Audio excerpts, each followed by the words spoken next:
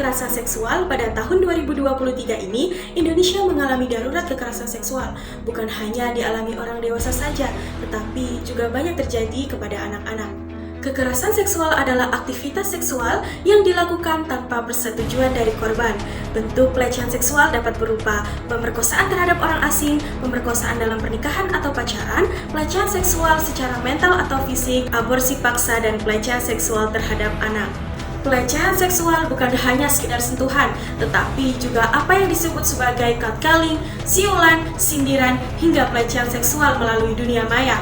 Seperti komentar-komentar bernada seksual yang tidak sepatutnya. Memang, kasus pelecehan dan kekerasan seksual di Indonesia bukanlah hal yang baru lagi di tengah masyarakat. Namun, di sisi lain, masih kerap kali dipandang sebelah mata, sehingga banyak yang terkesan menormalisasikan tindakan asusila tersebut. Kementerian Pemberdayaan Perempuan dan Perlindungan Anak melaporkan 4.920 kasus kekerasan dengan rincian 21.023 korban perempuan dan 23.829 korban laki-laki per 30 Oktober 2023. Kajian barometer kesejahteraan gender yang dilakukan Badan Pusat Statistik tahun 2022 juga menyoroti prevalensi kekerasan terhadap perempuan Indonesia. Studi tersebut menemukan bahwa 31,2% perempuan berusia 15 tahun ke atas pernah mengalami kekerasan fisik, sedangkan 33,1% pernah mengalami kekerasan psikologis. Selain itu, 14,5% perempuan pernah mengalami kekerasan seksual. Tentu saja, selain data-data tadi, masih banyak kasus kekerasan terhadap perempuan yang tidak terlaporkan. Walaupun sampai terlaporkan, kemungkinan tidak akan tertangani dengan baik.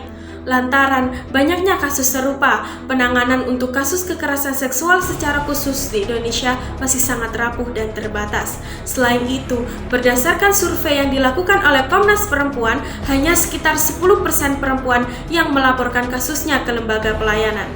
Para korban biasanya akan memilih diam ketika mereka mengalami pelecehan seksual, baik itu di sosial media maupun secara fisik.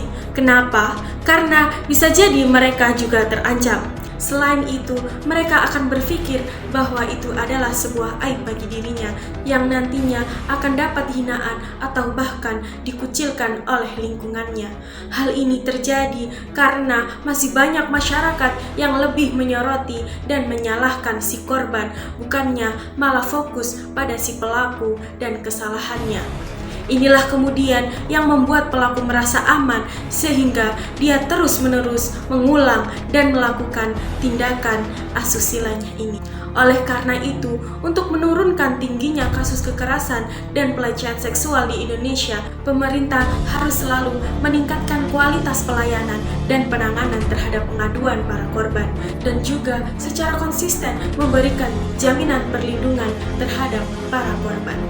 Selain itu, kita sebagai masyarakat sudah seharusnya memiliki kepekaan dan toleransi yang tinggi. Kita seharusnya dapat membantu dan menolong korban, bukan malah menghindar atau menghina. Karena korban sangat membutuhkan dukungan dari orang-orang terdekatnya, baik itu dari keluarga maupun dari lingkungan di sekitarnya. Disertai dengan pelatihan asertif dari pemerintah yang dapat membantu perempuan dan korban kekerasan seksual untuk berani menolak dan menyampaikan apa yang dirasakannya dengan cara yang benar. Marilah kita bersama-sama menyebarluaskan informasi terkait dengan pelecehan dan kekerasan seksual dengan edukasi yang benar. Bersama-sama kita mampu mewujudkan Indonesia yang bebas dari kekerasan dan pelecehan seksual. Itulah tadi opini dan pendapat saya mengenai kekerasan dan pelecehan seksual. Bila ada salah kata maupun perbuatan, saya memohon maaf yang sebesar-besarnya. Saya akhiri, wabillahi taufiq wal hidayah, waridho wal inayah. Wassalamualaikum warahmatullahi wabarakatuh.